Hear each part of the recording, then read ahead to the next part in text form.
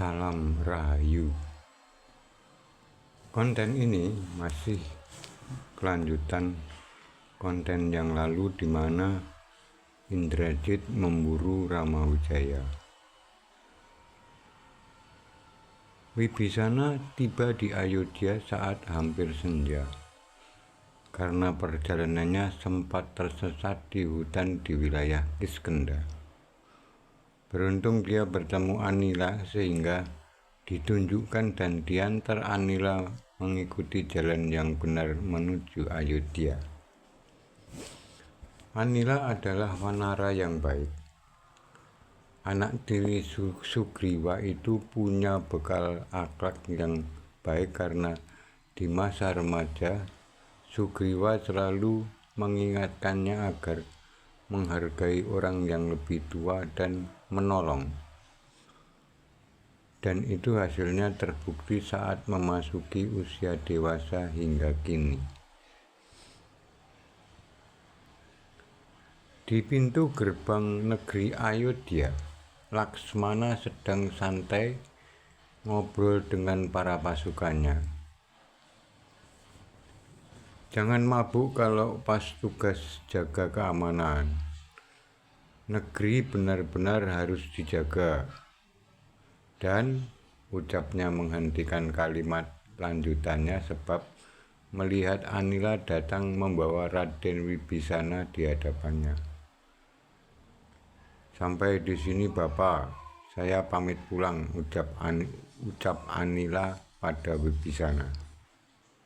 Baik, tidak apa-apa, kita sudah bertemu Laksmana. Saya akan bicara padanya, tanggap Wibisana. Selamat sore Raden. Wah, tumben sore-sore ke Ayodhya, ucap Laksmana sambil mencangkupkan telapak tangannya di dada serta menundukkan kepala. Selamat sore juga. Saya ingin bicara denganmu dan Gusti Prabu Rama Wijaya. Bisakah saya menemui beliau? Tanya Wibisana. Bisa, jawab cepat Laksmana. Saya antar sekarang. Pelataran keraton tampak lenggang. Burung terkukur milik Rama Wijaya bersautan manggung. Kugeruk, kugeruk, kugeruk. Sementara burung-burung meraknya mengembangkan bulunya yang elok. Dan angsa-angsa piaraan Laksmana yang bermain di pelataran Rama Wijaya mendadak cerewet. Kak, kak, kak, kak. Rama Wijaya dan Sinta duduk berdampingan menikmati rindu yang selama ini hilang. Rindu pada alam pelataran yang asri dan suara burung-burung dan warna burung merak. Sesekali Rama Wijaya memencet hidung Sinta yang bangir sambil merajuk. Selamat sore Gusti Prabu dan juga Ibu, sapa Laksmana mengagetkan Rama Wijaya dan Sinta. Ini Raden Wibisana ingin menghadap, ada hal penting yang ingin beliau sampaikan, ungkap Laksmana. Oh silakan. Mari kita berbincang di dalam, tanggap Rama Wijaya sambil menyilahkan Wibisana masuk ruangan di dalam.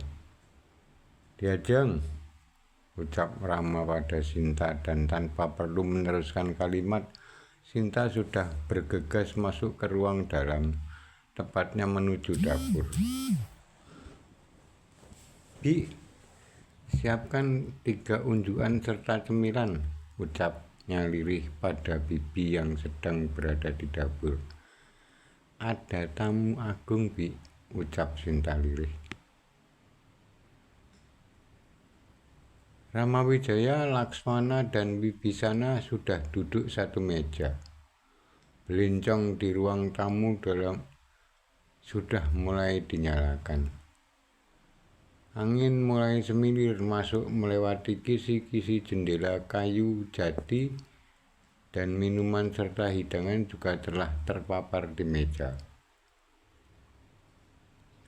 Awalnya, Wibisana menjelaskan bahwa kedatangannya bukan untuk bernegosiasi dalam gencatan perang dan bukan juga bermaksud untuk jadi mata-mata Prabu Rahwana.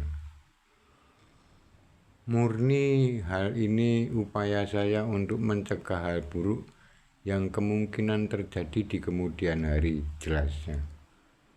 Lalu Wibisana memaparkan secara kronologis hal yang terjadi di Keraton Alengka saat Indrajit melaporkan hasil tugas kepada ayahnya. Pada dasarnya, Rahwana kakak saya bertitah pada Indrajit agar menjalankan yatnya lagi di Nikumbala dengan tujuan memohon berkah pada Yang Widi agar sari kesaktian para dewa serta leluhurnya dapat dianugerahkan kepada Indrajit sehingga kekuatan dan kemampuannya sempurna. Ya, memang tidak ada yang salah dari harapan seorang ayah untuk mendorong anaknya punya kesempurnaan kesaktian. Tapi bukankah kesempurnaan itu hanya milik Yang Widi? Kata Wibisana. Di samping itu, jika harapan Rahwana itu terwujud, dapat saya perkirakan akan memicu kemunculan sikap Adigang Adigung Adiguno yang sangat berbahaya untuk tatanan masyarakat bumi. Terlebih mental Indrajit itu belum dewasa, belum siap, kata Wibisana menjelaskan. Indrajit itu masih muda dan dia mewarisi genetika bapaknya yang temperamental. Hal ini menurut saya perlu dicegah agar kehidupan di bumi tetap damai dan memberi harapan kehidupan. Saya ingin mencegah berlangsungnya upacara yang akan dijalankan Indrajit dan tak satu pun warga Alengka tahu niatan saya ini, termasuk putri dan istri saya. Oleh karena itu, saya segera menuju kemari untuk minta bantuan dukungan pasukan untuk mencegahnya. Saya berharap Prabu Rama dan Dinda Laksmana membantu saya. Rama Wijaya tampak termangu, sementara Laksmana tercenung. Hubungi Anoman dan Paman Sugriwa, suruh kemari, ucap Rama Wijaya. Ndak jadi, ndak usah. Lanjut Rama Wijaya cepat. Wibisana terdiam mendengar ucapan Prabu Rama Wijaya dan Wibisana membatin, orang ini memang hebat, pantas beliau menjadi titisan Wisnu, batin Wibisana. Jadi langkah apa yang harus kita ambil? Tanya Prabu Rama Wijaya pada Wibisana. Bagaimana jika Indrajit dihadapkan pada Dinda Laksmana yang sama-sama seger dan penuh tenaga serta menguasai senjata jemparing?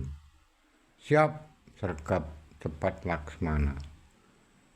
Ya, syukurlah jika dia mau, cuma tetap harus berhati-hati dan berkoordinasi dengan kami, saya dan Kanjeng Wibisana, kata Rama Wijaya sembari menatap wajah Laksmana.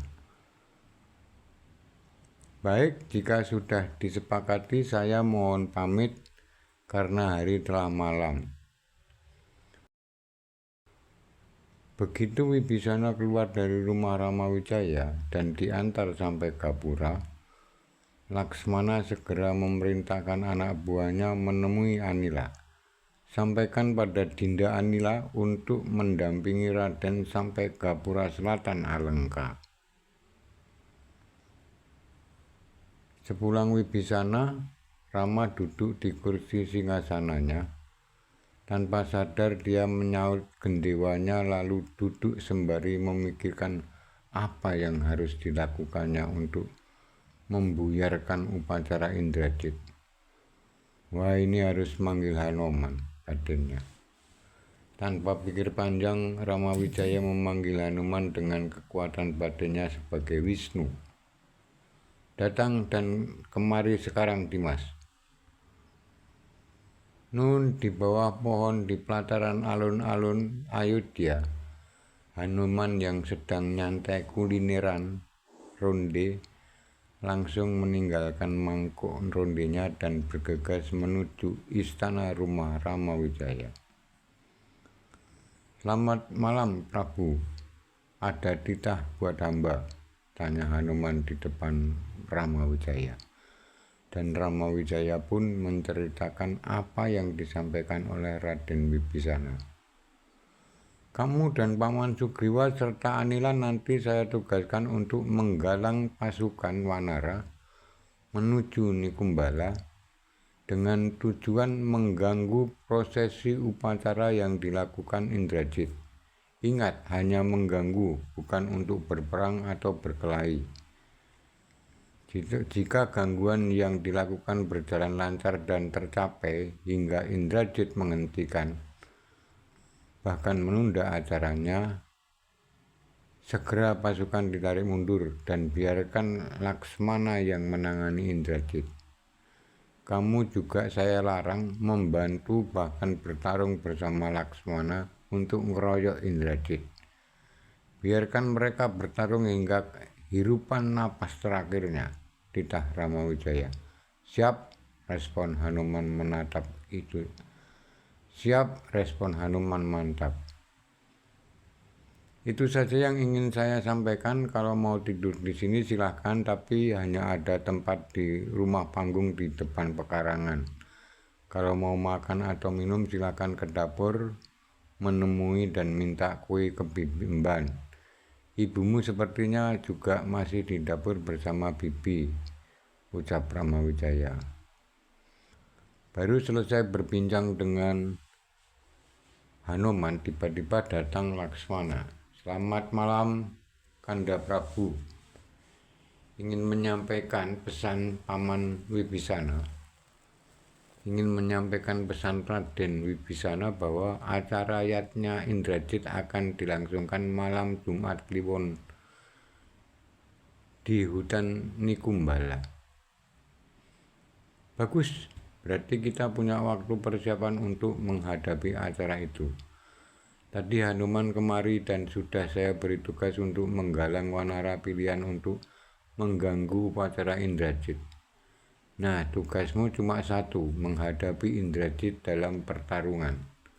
Tidak ada tugas lainnya, maka ada sisa waktu bagimu mulai besok untuk mempertajam ketepatan sasaran panah. Terserah mau menggunakan trik-trik memanah seperti apa, yang jelas gunakan gendewa saktimu, ucap Ramawijaya. Sendiko Prabu, jawab Laksmana. Kamu tidur di sini bersama Hanuman di rumah panggung di pelataran. Sekarang dia ada di dapur. Siap, jawab Laksmana lalu beranjak ke dapur hendak menemui Hanuman. Sore melukis langit berwarna lembayung.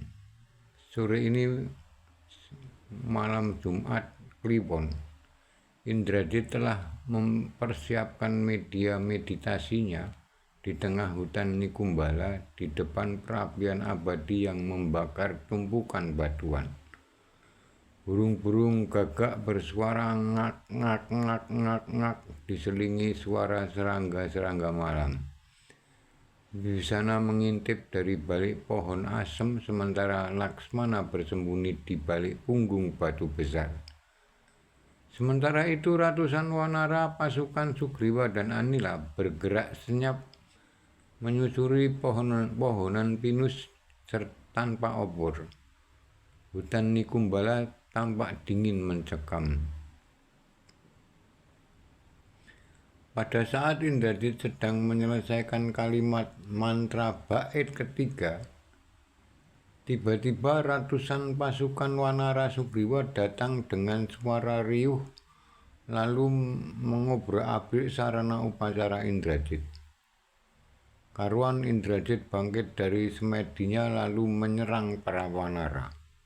"Bangsat lu, siapa yang menyuruh kalian merusak upacaraku?" Buk, buk, buk. Beberapa Wanara kena bogem Indrajit langsung terkapar tak bangkit lagi. Kemudian Indrajit berhasil menangkap salah satu Wanara dan mencengkeram lehernya seraya berkata sembari mau menebaskan pedangnya ke leher Wanara itu. "Tahan!" Tiba-tiba ada suara teriakan dari atas batu besar. Indrajit tahu itu Laksmana. "Jangan hanya berani menyakiti Wanara, lawan saya saja," kata Laksmana. Karuan Indrajit langsung menarik busurnya dan berpuluh anak panahnya melesat ke arah Laksmana. Akhirnya perkelahian antara Indrajit dengan Laksmana tidak dapat terhindarkan. Beberapa senjata telah dipergunakan oleh mereka berdua, baik itu pedang, tombak, gada. Tinggal satu senjata lagi, yaitu jemparing, gendewa atau anak panah yang masih tersimpan. Indrajit pasang kuda-kuda, menarik napas berbareng tali busur terisi anak panah. Laksmana justru lebih tampak santai berdiri 1 meter dari batuan besar dan tangan kanannya menggenggam busur. Sesekali busurnya diputar-putar seperti pemain mayoret drum band ser-ser gitu, sementara matanya mengikuti pergerakan busur Indrajit. Satu kali Indrajit melepaskan anak panahnya lalu berubah menjadi naga-naga kecil. Tapi dengan tenang Laksmana menghindari anak panah naga-naga itu secara gesit dan naga-naga itu menghantam dinding batu di belakang Laksmana. Kejadian ini berlangsung 3 kali dengan hasil yang sama, sehingga membuat hati Indrajit memanas. Kini untuk keempat kalinya Indrajit menggunakan 2 anak panah dan wush, anak panah itu meluncur. Naga-naga panah itu mengepung Laksmana dari 2 arah, kiri dan kanan, dan dapat ditangkis Laksmana secara baik. Laksmana masih digdaya, tapi Indrajit hatinya makin membara. Dia kemudian menggunakan jurus menembakkan anak panah ke langit agar turunnya jadi hujan naga. Dia menembakkan ke langit agar turunnya. Laksmana masih digdaya, tapi Indrajit hatinya makin membara. Dia kemudian menggunakan jurus menembakkan anak panah ke langit agar turunnya jadi hujan naga. Kebetulan Hanuman sedang rebahan di awan. Begitu melihat Indrajit meluncurkan anak panahnya, ada satu anak panah yang nyerempet awan yang dipakai rebahan Hanuman. Karuan Hanuman kesal dan pada Indrajit, "Kunyuk lunjit." Dan benar, anak panah yang diluncurkan Indrajit ke langit turun ke bawah berubah jadi naga-naga kecil yang mengeluarkan api, ngeroyok tubuh Laksmana. Refleks Laksmana pun memutar-mutar busurnya seolah jadi payung tameng dan des. Naga-naga kecil itu terpental. Ada satu naga yang terpental tinggi dan kebetulan menyentuh awan Hanuman. Maka Hanuman segera pindah ke awan lainnya. "Yah, turun dulu juga Luna," ucapnya bergumam pada Laksmana. Bulan mulai menyeringai di ufuk timur. 2 bintang ikut menemani. "Ini waktunya," batin Laksmana. Niat ingsun mugi bumi pertiwi lan bapa angkasa membantuku menghentikan keangkaramurkaan. Ucap batin dan pikiran Laksmana menyatu sambil menarik tari jempariknya yang telah terisi sebilah anak panah yang ujungnya kinyis-kinyis. Niat ingsun, ucapnya sembari fokus memandang dada kiri Indrajit. Hush! Anak panah Laksmana melesat seperti petir dan langsung merobek baju sakti Indrajit sebelah kiri. Ucap Indrajit terhuyung terkena hantaman anak panah Laksmana. Indrajit lalu mengambil sikap duduk melepas anak panah yang menancap di dadanya. Lalu duduk mengambil sikap semedi sambil berucap, kosong isi, kosong isi, kosong kosong isi isi, kosong isi, kosong isi, kosong. Dan selang beberapa saat tubuh Indrajit bruk terkapar di balik ilalang. Wibisana yang dari tadi bersembunyi segera keluar dari persembunyiannya, lari menghampiri Indrajit, memeriksa pernapasan dan nadinya Indrajit. Bibit keangkaramurkaan telah lumpuh batin Wibisana. Hanuman yang turun dari awan tapi tidak mendarat ke Laksmana, melainkan turun ke tubuh Indrajit yang terkulai sembari memeriksa juga denyut nadi dan pernapasan Indrajit. Sudah lewat, teriak Hanuman, dan Wibisana mengangkat tangan Laksmana yang masih menggenggam gendewa. Setelah itu Wibisana pamit pulang ke Alengka dan membawa jasad Indrajit yang dibantu oleh Anila. Wibisana ingin melapor untuk mengabarkan berita pada Rahwana. Saya juga mau pamit, sampai jumpa pada konten depan. Salam Rahayu.